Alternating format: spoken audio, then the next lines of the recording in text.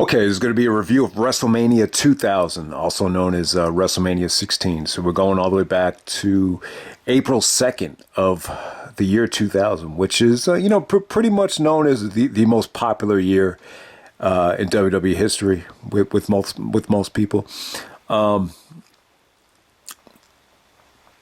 This was in Anaheim, California. The Arrowhead Pond. This is the same venue as WrestleMania 12. And I want to bring it up now before I forget. I really think, for both WrestleManias, for 12 and 16, I think that early start time, in the afternoon, I think it kind of hurt the show. It just didn't have that primetime feel. And some of the crowd reactions for this WrestleMania as well. I think the crowd was definitely lacking throughout a lot of the show, but I wouldn't say the crowd was awful or anything like that. And that's not the main reason why WrestleMania 2000 is so negatively looked at. But they do a $1.3 million gate. They're a little bit under 20,000. So we're still, this is the last WrestleMania that just ran in a regular arena.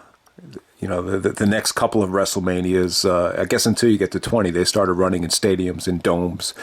But, I thought it'd be really interesting to do research and see what made more money. The WrestleMania Backlash combination of 2000 compared to 2001. The 2001 Backlash number is, it's a little bit disappointing. And, a lot of people see the number and say, oh, Austin's heel turn kind of flopped. And it's, it's not really working. When you look at that Backlash number, it turned people away.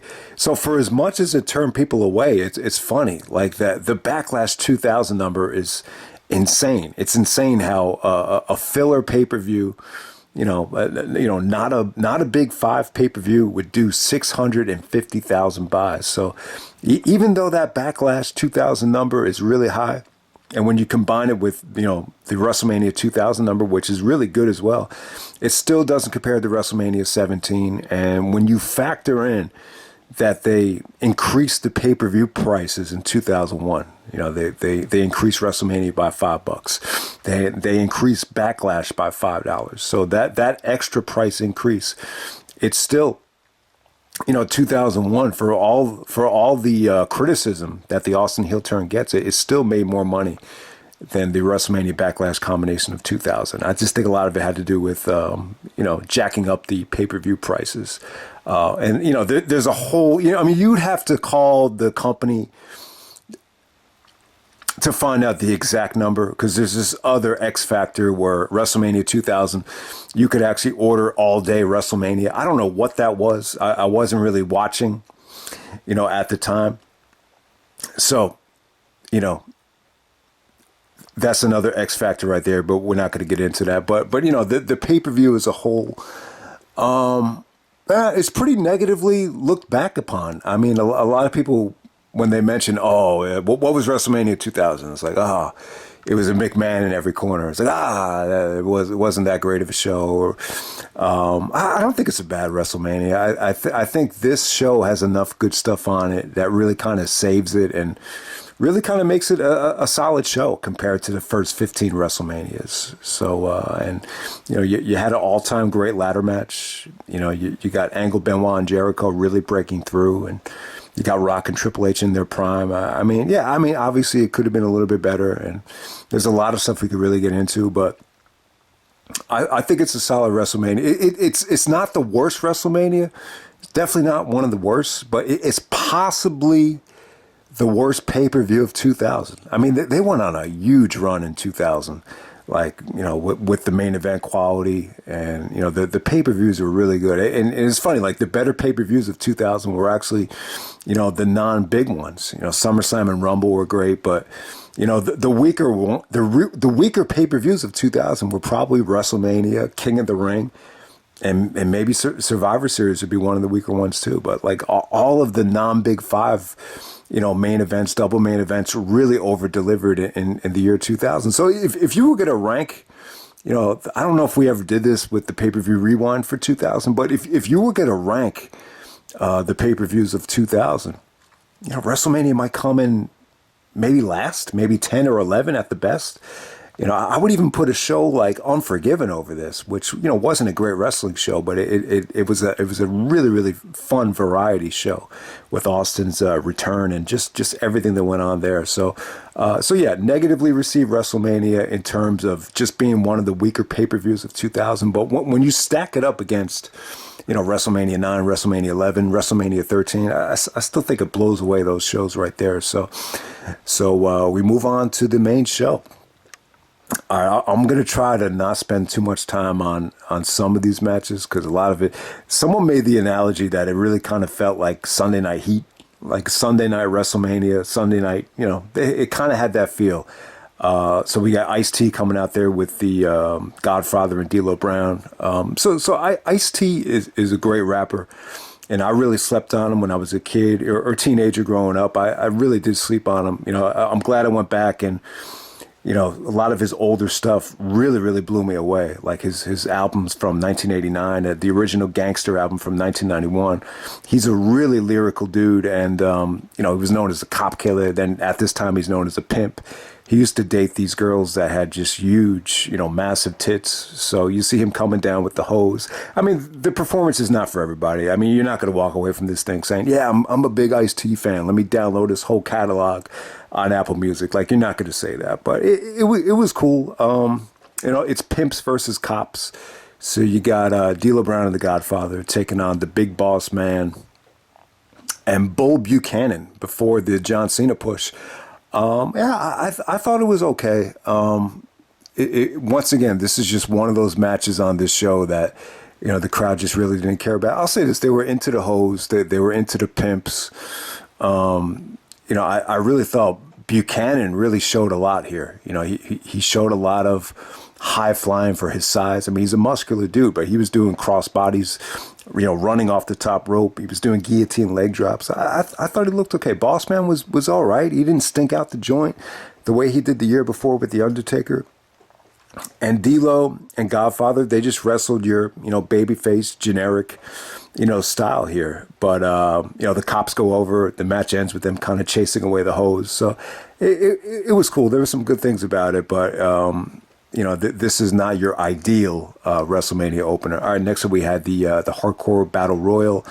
So this is a little bit of a weird match. So you have a 15-minute time limit. If you get a pinfall, you become the Hardcore champion. So the object is to hold on to the Hardcore title until the time limit expires. So it was cool. It was pretty creative. At times it felt like a mess. Some of these guys shouldn't have been in this match. Like, you had the Mean Street Posse out there. You had the Headbangers out there. APA, the Hollies, Hardcore Holly, Crash Holly. I thought Taz really stole the show. Taz, hit some really, really nice suplexes. He hit the T-bones. The crowd popped huge for the Taz mission at the very end. But, you had like a weird finish here with Crash and Hardcore. It felt like there was some botched referee pins, and apparently there was just miscommunication. Some people were yelling at the ref, and I believe Hardcore came out and said, like that was the exact way the match was supposed to end. So the match ends with Hardcore Holly, winning the Hardcore title for the second year in a row at WrestleMania, which I don't know. I guess that's kind of gone forgotten. I don't think anyone really brings it up. But yeah, you did notice that Hardcore walks away for the second year in a row with the Hardcore Championship. But yeah, let's just move on to the next match. So after this, we got Trish making her pay-per-view debut with Test and Albert, also known as TNA. I love I guess you call that a double entendre. I really thought that was creative. It eventually led to some really, really good tables vignettes, which were really, really hot. But yeah, this for Trish, I would say this. It wasn't her best night. I mean, she stole the show because, you could make the case. I mean, it's all about personal preference, but you can make the case that Trish looked better than ever here. You can make the case that, she was the hottest female to ever appear on WWE television up to that point. But, personality-wise, charisma-wise, had a long way to go. Just not feeling comfortable yet. It's tough, like, to be thrown into that environment. It takes time. But over the year 2000, she got a lot better. She started doing stuff with Steph and Triple H, and there's a lot of good stuff Trish will be involved with. But, this was almost like, let's just get her on TV and, we'll take it from there. All right, so you got TNA taking on Head Cheese, which is actually Al Snow and Steve Blackman. So they come out there with the little head cheese. I don't know what this was, man. This was weird. I guess Al Snow was just trying to get Steve Blackman some more personality, but I don't know. It was tough because the crowd really wasn't invested in either team. They were just dead throughout this whole match. There was no clear-cut babyface team. Trish is supposed to be a heel, but she looks like $1 million. So why would you want to boo against Trish and her team? So you have that going on there. Al Snow, I like Al Snow. I think Al Snow is more of a trainer. He was able to do, the springboard moonsaults here. He was doing guillotine leg drops. I like Al Snow in the ring, but I don't know. This match right here, you just never really got behind them. I like Blackman too, but this is more of the TNA show. TNA was just showing off their moveset, and at this time I thought Test was more of a high flyer. His finisher was actually an elbow drop here. So not the worst thing in the world. It just didn't feel important. It felt cold as ice. The highlight of the match, it's really just Trish. The head cheese dude, the little Mexican dude dressed in the head cheese was trying to, seduce Trish at ringside. But other than that, I thought Trish just stole the show just because of her looks here. That's all it is. But, this might not be my favorite version of Trish, though. I think I've said in the past, I like the No Way Out 2001 version of her. That was probably when she was the thickest at that time. But I want to say, I think the 2004, just all around, the heel turn, she really tightened up and slimmed up, and she still had, really, really good looks at that time. I think the 2004 version, when she was with Christian, I think that might have been the hottest version of Trish, but it's all about personal preference. I can see most people saying this was the hottest version of Trish. This WrestleMania following up with the table vignettes. Okay, so next up we have the Triangle Ladder match for the tag team titles. We got the Dudleys coming in as the champions, taking on Edge and Christian and the Hardys. All right, so yeah, this stole the show. I thought it was great. For that time, it really, the perception amongst a lot of people at the time was, wow, like this is on another level in terms of theatrics, in terms of spots, in terms of risk taking than the WrestleMania 10 match. So it was cool. I mean, it really did set the tone for this TLC run. Now, technically, it's not a TLC match. They calling it a Triangle Ladder match. So like looking back on it, it definitely has its flaws. It's not as storyline driven as the TLC match at SummerSlam, where, the crowd was really behind the Hardys and Edge and Christian got a ton of heat at SummerSlam. This just kind of felt like, let's just put these three teams out there and let them do their thing, and it's a playground. And I will say this, there's a lot more lag here. Like, this probably is more brutal, like when you look at some of the spots, but it's just longer. It just feels like they had a little bit more time to just, do everything here. And at times it kind of did feel like a bit much. But I just remember Edge watching this thing back with Michael Landsberg after the neck injury. And you could just see the look on his face, like he was cringing, just thinking that, he was doing some of this stuff. He was like, yikes, yeah, this is just too much. Like, that's why I'm in the position I'm in now, coming off of neck surgery. But yeah, I mean, I thought Edge and Christian were good here. They didn't get a ton of heat, but they ended up being victorious. Edge actually hit the spear to Jeff Hardy off the ladder. Not as breathtaking as the TLC 2 bump, but that you could see, like, in every match they were in, they would do variations of Jeff taking the spear. Even in some of the regular tag matches, Christian was more of a high flyer here. He actually flew off the ladder into the ring aisle. You almost forget that Christian's been kind of known to be such a prick as a heel that you almost forget that he, at this time he's really a high flyer. I thought the Dudleys were great. I thought they delivered. I thought, Bubba hit some beautiful neck breakers off the ladder. He did some really nasty suplexes. The one to Matt Hardy was crazy. Like, Jim Ross was like, "Have mercy on this kid's soul." He calls Matt Hardy a kid. Like, that's how long ago this was. But I gotta say though, I think Jeff probably stole the show. You almost forget he did the 450 off the top rope onto the ladder. I don't think I've ever seen Jeff Hardy do a 450 other than this match, but he took some nasty ladder shots, and obviously he stole the show. I mean, he had the WrestleMania moment of the show, the swanton on the Bubba through the table in the middle of the ring aisle. It was the first time he had done that. It felt like a ballsy move, and the ending was cool. I think it was Bubba. He set up a table in the middle of two ladders, and Edge and Christian are able to dump Matt Hardy off that table, and then Edge and Christian really set the tone to win the tag team titles, and they would become great heels, comedic heels. They would do so much fun stuff with Kurt Angle and especially Mick Foley. I love any type of segment with Edge and Christian and Mick Foley throughout the summertime was gold. So Edge and Christian would do some awesome stuff in the year 2000, and I guess this was their first, maybe their first reign right here. So yeah, definitely the match of the night, and obviously I think I like TLC 2 a lot better. Even the SummerSlam TLC, it has more of like an orgasmic explosion than this one, but this was actually longer. It was longer. There's a little bit more lag, but I think it still won PWI Match of the Year. So give them credit. So even though everyone says, oh, one of the worst pay-per-views of 2000, it still had this match, which some people still thought was the match of the year. So give them a lot of credit. I just remember everybody was in pain.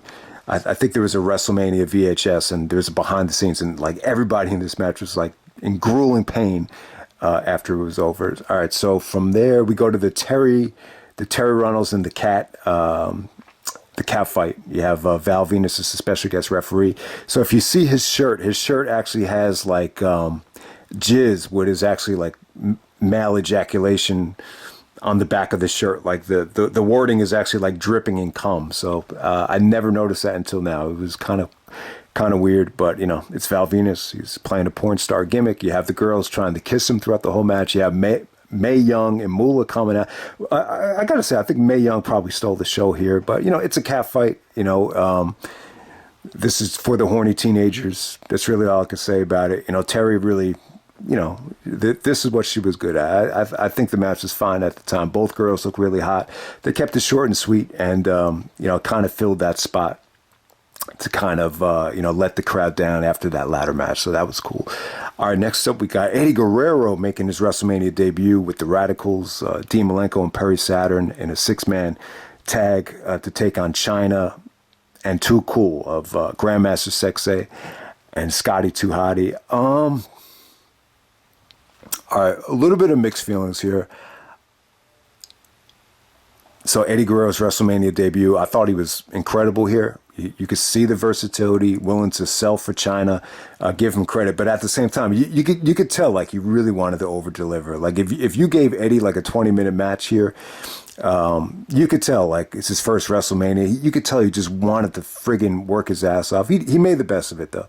I think that's one thing you could take away from Eddie and the Radicalz, that they were team players. You work your whole life to be part of WrestleMania, and you have the chance to be on this show. I mean, what are you going to do? You got to bitch about, like, I don't want to sell for a woman. I don't want to sell for a girl. You just do the best you can, and you live with the results. I think that was Eddie's mentality, and he made the best of it. Jericho even said, like, Eddie was able to do what I couldn't do. I couldn't make the thing with Chyna work, and Eddie really made it work. At this time, there's a little bit of, like, I want to say playing hard to get between both of them. Chyna gave Eddie some like evil facial expressions. Like you could tell she liked him and was attracted to him, but at the same time was disgusted by him. And Eddie actually gave her some really, really stiff shots as well. But I don't think most people will care for this, man. Like, some of Chyna's offense with her pants falling down, and she did botch a lot of stuff to Eddie. So I wouldn't say it was great, but overall, I got to say the match was a lot of fun. You could tell Eddie just had really multi-dimensional, charisma. Dean, not a great showing from Dean, but he was able to just get in there and be a team player. Perry Saturn, he overshot, the elbow drop and all that stuff, but I don't know. I just thought this was a lot of fun. The crowd liked it. It's not everybody's cup of tea. If you're anti-sports entertainment, you'll probably hate this match. If you're not a fan of Chyna, you'll probably hate this match. But it came off pretty good. It had a family-friendly environment. And it's funny, like WrestleMania, like a couple years, like even at WrestleMania 20, I think that's the first time. They became so internet and smart markish. This does not feel like that at all. If anything, I would say that the Rumble was a lot more of like a smart mark crowd than this crowd right here. So the fans ate up any type of Chyna celebrating with Too Cool, but we'll leave it at that. It's Eddie's first WrestleMania. I thought he proved that he could be really, really multi-dimensional. So we'll leave it at that. Yeah, I mean, obviously, yeah, you would have loved to seen Eddie Guerrero, wrestle Jericho or whatever. Okay, next up we got Kurt Angle defending the European title and the Intercontinental title in a triple threat match. So it's a 2-fall triple threat. The first fall is for the IC title and the second fall is for the European title. Okay, so there's a lot of mixed feelings on this. And it's a very polarizing match. I'm really digging this match though, man. I'm going to defend it here. I'm going to give it a 4-star rating. I know some people have said that I overrated this match in the past. Really, really like it. All right, let me point out some of the negatives first. The crowd was dead. The crowd really wasn't that invested in it for two reasons. They're following that ladder match. I mean, what the hell's going to follow that? The Chyna stuff is a little bit different, though. The Too Cool stuff, you're catering to, different fans there. Sports, I think it's a lot easier to sell, dancing and sports entertainment than it is to technical wrestling after a match like that. So obviously it didn't have the best of crowd. Jericho was really disappointed with this match. And a lot of it has to do with the crowd reaction. So Angle was saying he was a little bit nervous, but I don't think that had anything to do with that. Obviously Angle probably gets nervous during big matches, but once you accomplish what Angle's accomplished, by the time you get warmed up, those nerves go away. So to me, nerves only play a big deal in matches like this, as if you're not prepared or you're out of shape or you're overweight and just I don't know, or maybe if you're like a Ben Simmons and you just have like severe, mental anxieties. I don't know. I seriously doubt someone like Kurt Angle was affected by nerves, but he said that they were all nervous. So, but I'm not buying that. I think the European title being on last, they had the Intercontinental Championship defended first, and that might have hurt the match. I'm not buying that either. I actually like that decision because you want to put the IC title on Benoit because he never had it yet. Jericho had already been IC champion. And you kind of want to end this match with a bang, have Jericho win with the lion salt, kind of have like a feel-good ending. So I actually think that worked for the better. The argument would be if you have the more important title go first, then who cares about the European title? Maybe that had a little bit to do with it, but I think if you want to blame one reason, I just think they had a tough time following the ladder match. It's as simple as that. And at the same time, too, it's like, Angle is still a little bit green. Jericho's by far the most over guy in the match, but it's still not the Jericho of 2001 where he's going against Austin for the tag titles. Like he's not on that level yet. Even though Jericho was on the poster. I want to remind myself to follow up on that too. Like Jericho is on the poster. There's rumors that he was supposed to be in the WrestleMania main event. So yeah, I thought Jericho was great here. Yeah, I would actually say he was the MVP of the match. But Angle at this time is clearly the weak link. Just from lack of experience. And it's funny. Like when you get to the SmackDown Super 6, I would actually say Angle was the MVP of the SmackDown Super 6. And Benoit here was great. This is probably the most WCW version of Benoit you've gotten in WWE, but vintage Benoit. But it just kind of felt like the fans were kind of still warming up to him. And Jerry Lawler even called him Malenko by accident. He's like, maybe Malenko, and then it's like, Benoit. So yeah, that's a pretty nasty mess up. But it just kind of shows you that maybe not everyone was really that connected to Benoit yet. It's let's keep in mind it's only a little bit over 2 months since he made his debut. So I think everything there kind of played into it in terms of why the crowd really wasn't that into it. But it's an incredible combination, though. I think had this match happened 2 years later, it would have been incredible. You know, you could argue these are the three greatest of all time. You could argue they're my three favorite wrestlers ever. Like, if I were to do a dream King of Trios, I think I would pick this team, like Angle, Benoit, Jericho. I think this might be my first pick. You know, I will put like Eddie with Ray and Dean Malenko.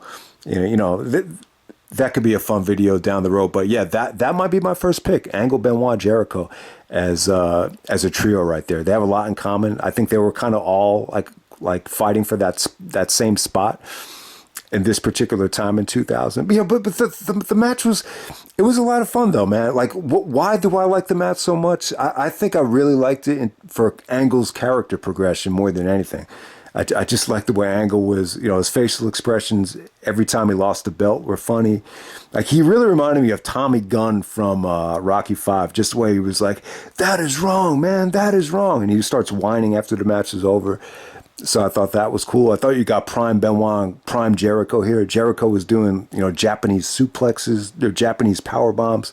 Benoit delivered some great Germans, dragon suplexes. There was some really, really fun submissions too, where it's almost like the same spot from WrestleMania 17 where Benoit has the guy tapping out in the crossface. The referee's not there, and then he goes up to the referee. He's like, "What the hell's the matter with you?" It's the same exact, spot from WrestleMania 17 with the referee not seeing the tap out. I mean, Jericho took a nasty bump into the table. The match was fluid, man. It was exceptional. Angle's reaction after Benoit actually pinned Jericho with the headbutt was great. And he was so frustrated, he thought he could end the match with the moonsault. Then he misses the moonsault. The moonsault looked beautiful, though. But I think at this time, like, Angle wasn't really comfortable, hitting it without breaking anyone's arm. He broke Bob Holly's arm, I think, later on that year, if I'm not mistaken. But yeah, Benoit won the first fall with the headbutt. The headbutt was never, even though he did it all the time, like, it was never a finisher in WWE. And obviously, I think that took its toll on Benoit more than anything. Like, if you take that flying headbutt every single week for 15 years, there's going to be serious side effects to it. So it does not surprise me that his brain was in such bad shape, not to mention all the chair shots and the torpedo spots. So you have that going on there. And the ending was pretty cool. I think Angle actually made Jericho pass out from the crossface chicken wing because, him and Bob Backlund were doing some comedy stuff. I think it ended with Angle turning on Backlund, but Backlund showed him how to use the crossface chicken wing. So, Jericho, well, I think it was Jericho. He was able to toss Angle out of the ring, and he was able to hit Benoit with the lion salt to win the European title, which, Jericho winning the European title, I think he lost it to Eddie the next night. And, at the time, you could definitely argue the European title wasn't really going anywhere. So, but it was cool. It was definitely cool. Angle was not the first Intercontinental champion, but, for someone of his magnitude and accomplishment to lose two belts in the same night, it just added to the multi-dimensions of Kurt Angle, the crybaby. You got an Olympic gold medalist, but at the same time, he's a crybaby. And he could be a whiny heel. He could do this. He could do that. So it was cool, man. And in terms of Jericho being in the main event, I think him not being in the main event was the right call. I understand that Jericho's on the poster. There were rumors that the long-term plan was for him to be in the four-way. I don't know. I think they probably made the right call by taking Jericho out of it. I would assume Triple H wouldn't have been cool with it. I would assume that Rock was really pushing for a one-on-one match. So I don't know what happened here, but I think Jericho really needed to prove himself before you just throw him into main event of WrestleMania. Because let's say he did main event this WrestleMania, like he's going from not being a big enough star to work with Goldberg, which is Goldberg's words, to jump into WWE and main eventing WrestleMania in the first year. That would have been crazy. I do think Jericho gave them a fresh opponent, but that's the problem with this four-way right here. It's like, you know, you could see why they didn't do Triple H and Rock. But it's like if you throw like Angle, Benoit, or Jericho into that mix, it's like it just feels a little bit too soon. Like with all three of those guys. So the side effect is you get a lackluster main event featuring guys that are coming out of retirement or guys that like the Big Show that aren't living up to the hype. And you know, obviously the most popular choice would be to do Rock versus Triple H. But I think at the time they just kind of felt like they had already done it. You know, they wrestled at Fully Loaded 98, 99. They wrestled at SummerSlam in a ladder match. So, and, you know, not to mention cage matches at Rebellion. So, not to mention all the matches that they had on Raw and SmackDown. The first SmackDown with HBK as the special guest referee. Yeah, so there was a lot of Rock and Triple H that I could definitely see why they were hesitant to go in that direction. But we'll get to that a little bit later. All right, the next match was actually Kane and Rikishi taking on DX of X-Pac and the Road Dogg. I mean, the match definitely had potential. Road Dogg really fucked up here. You know, apparently, you know, the original plan was to put the Intercontinental Championship back on Jericho and to do Jericho and X-Pac at WrestleMania. But X-Pac, you know, he wanted to wrap up the storyline with Kane at WrestleMania. But yeah, it wasn't really that memorable. You almost forget that X-Pac was even on this show. You know, the match with Jericho would have lived forever. I mean, their matches were good, not great. You know, they would actually wrestle at Unforgiven, and they had a really, really good cage match on No Mercy. But, you know, people would have remembered, I think, Jericho and X-Pac. You know, if that opened up the show, I think that would have been huge. I think that would have definitely been something, you know, people would have remembered. But, you know, this ended up being more of a comedy match. It was all about, you know, Rikishi hitting the stink face and, you know, Kane getting his revenge on Tori for cheating on him. You know, so you got Tori out there, the yoga girl. She was actually, I've talked about this before, but she was actually one of the, you know, trainers in Tough Enough. So it's not Tori Wilson, it's the other Tori. She wrestled Sable at the previous WrestleMania as well. And, yeah, I don't know, man. So you got Rikishi going for the stink face. You know, Kane actually gets his revenge on X-Pac with the tombstone.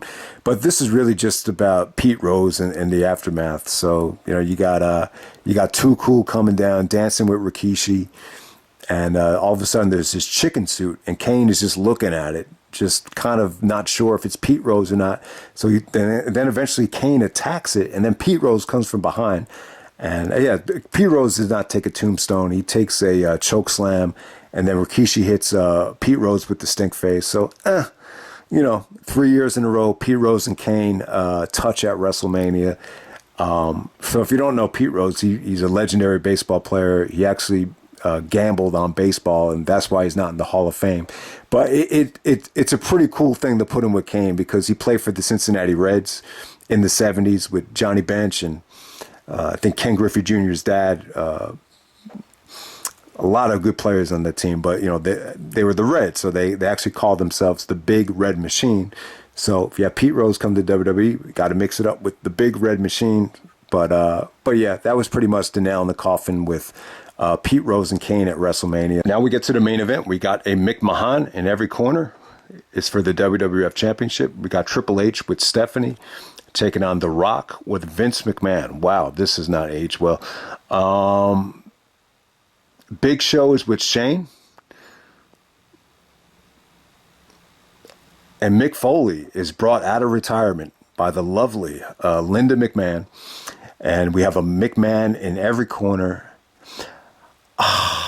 And this is a no disqualification fatal four-way match. Might be one of the longest WrestleMania main events. It clocks in at 38 minutes. So yeah, before the Iron Man match with Triple H, this might have been the longest match maybe Triple H or The Rock were ever involved with. So I did want to make that point. But yeah, the general perception of this match was, oh, it's a McMahon in every corner. There's too much interference. And it's funny, like a lot of people, it's funny, Vince Russo had left. He left to go to WCW, so he was not with the company. But for some reason, it almost feels like a Vince Russo, it feels like it's his cup of tea with all the McMahons interfering and everything. I'll tell you, who was the weak link of this match? And most people would say it was Big Show. Some people might say it was Foley. To me, it's Vince McMahon. Vince McMahon and his ECW, extremely crappy wrestling, extremely crappy punches, I think it single-handedly really hurt this match. But yeah, let's talk about the Big Show. I always like how The Rock was really annoyed by the Big Show. Even in his promo, he's like, it's not about the McMahons, it's not about Mick Foley, it sure as hell ain't about the Big Show. So I don't know. To me, the reaction from Triple H and Rock was that they preferred it to be one-on-one. Triple H just said he was cool with the four-way. I don't think he would have allowed Jericho to be in this match coming from WCW. That's just me. That's just my gut feeling, is that him and Jericho weren't. Jericho really had to work hard to earn Triple H's respect. Obviously, he has it now, but at that time, I would say no. With The Rock. So if anyone has any of those Rock documentaries or compilations, I specifically remember him saying about WrestleMania 17. He said, Rock versus Stone Cold, WrestleMania, one-on-one, which is the way WrestleMania always should be, in my opinion. When he says that, I think he's taking a shot at this match that I think he just thought it was a clusterfuck. And just, but the bottom line is, when WrestleMania is one-on-one, it's a bigger piece of the payday for both guys. So if you have to split it four ways, it's almost like Wu-Tang. It's like, how come Wu-Tang doesn't do more albums? The reason is you have to split it 9 ways. You got 9 different members. So obviously there's more money in a Method Man solo album than a Wu-Tang group album. So it's almost like the same sort of thing here. But so yeah, I don't think Triple H and Rock were thrilled with the 3-way or the 4-way. The problem is, they spend all that money on Big Show. Obviously they had done Triple H and Rock a million times, so why not put Big Show in the match? And then it's like, all right, hold on. A triple threat wouldn't be good enough, because they had just done the triple threat of Survivor Series 99 with Triple H, Rock, and Big Show. So I think people just suggested, Foley, just gave you 2 back-to-back classics at the Rumble and No Way Out. Well, why not just reward him for his hard work and bring him out of retirement and put him in the main event of WrestleMania? So, yeah, from what I remember, Foley's reaction was that he was a little bit reluctant, and I guess he didn't want to do it, but they dragged him out of retirement, and he was going to be able to main event WrestleMania. So what's he going to do? Say no? And Foley just said he wasn't in great shape, and they didn't give him enough time to train. It definitely showed there. It definitely showed. But Big Show was the first one to get eliminated. What I don't like about this match is there's too much, just generic house show bullshit with either 2 guys or 3 guys just randomly just punching one guy, just going to work on one guy, and a lot of times it just came off. It just came off, very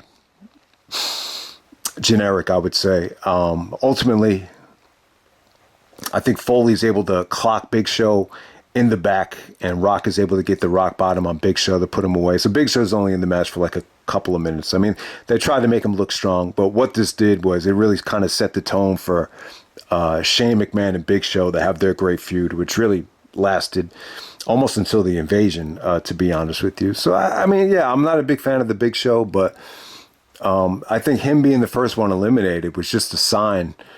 And, even to change the direction with him being a comedy act was just a sign that they just, he just wasn't living up to expectations. So there we go with that. But yeah, like that's one of the things about this WrestleMania. You got Big Show and Mick Foley main eventing their only WrestleMania. So does that make them any bigger of a star than CM Punk? It's a debatable question. I like, when I look at this WrestleMania, I don't say to myself, oh, Mick Foley main evented this WrestleMania, so he's automatically a bigger star than Punk. Like, I don't look at it that way at all. I say to myself, no, Mick Foley is a bigger star than CM Punk because of his overall body of work. So this whole thing about, because you main evented WrestleMania, you're a bigger star than this guy or that guy, I don't really buy into that. Well, it's certainly not the case with the Big Show, but Vince loves big guys. They really thought Big Show was the predecessor to Andre the Giant, and it's just, it goes. the game of basketball, the industry of wrestling, it's not a big man's game anymore.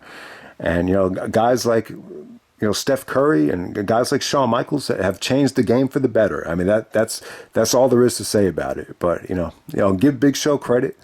I love him. I think he's part of the WWE family.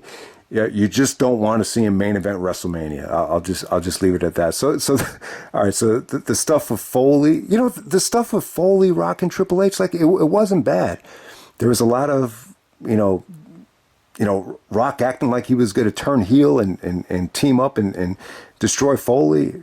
You actually see him mouth "fuck yeah" to Triple H, and then he clocks Triple H. I thought that was cool.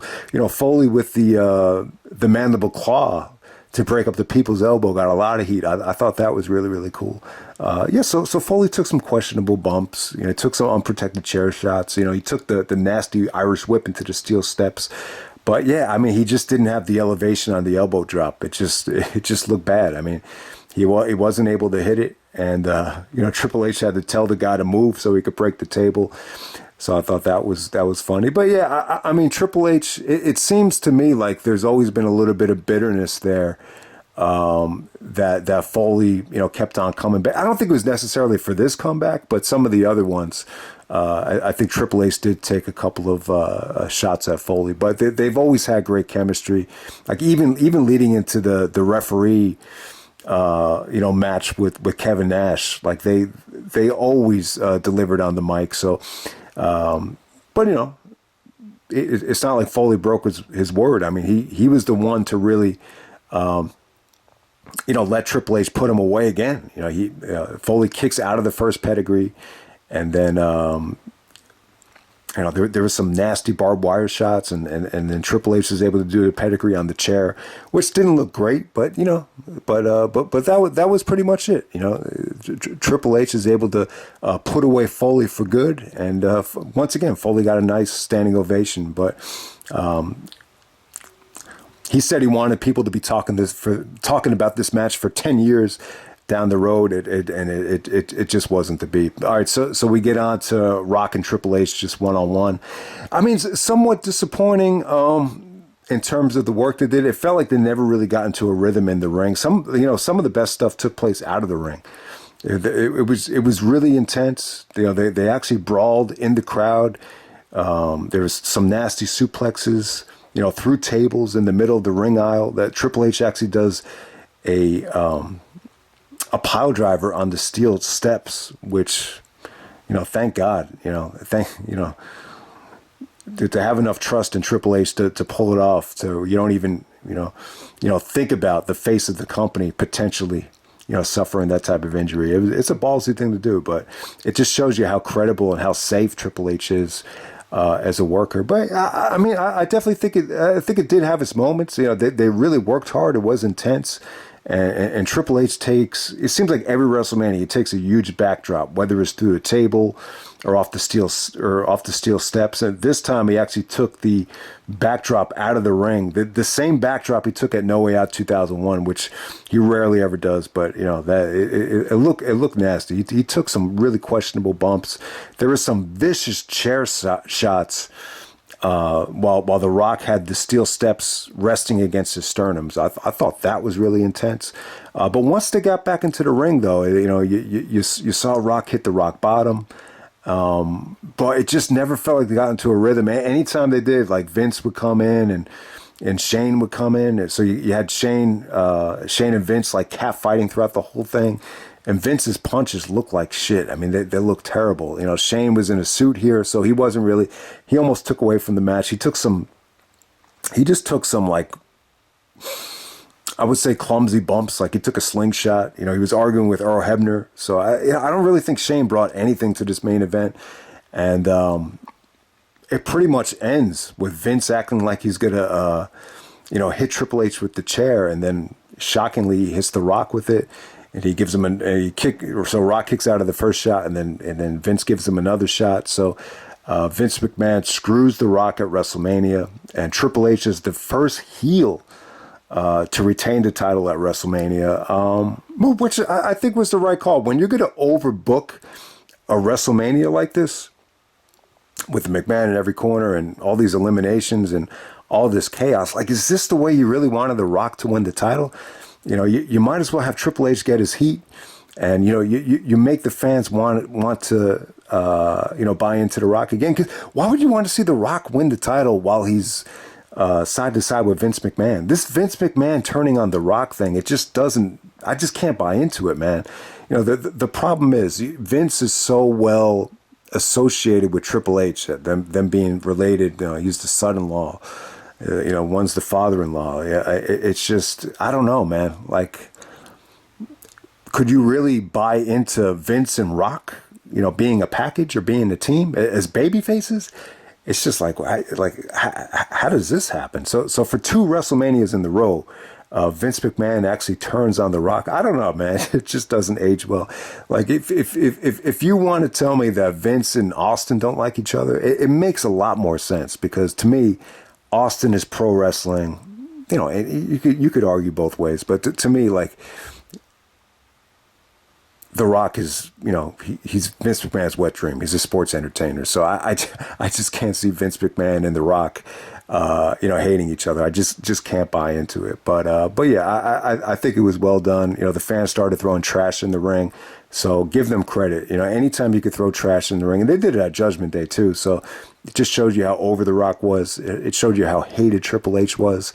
So yeah, obviously you never want to end WrestleMania on such a negative note, but they made up for it though.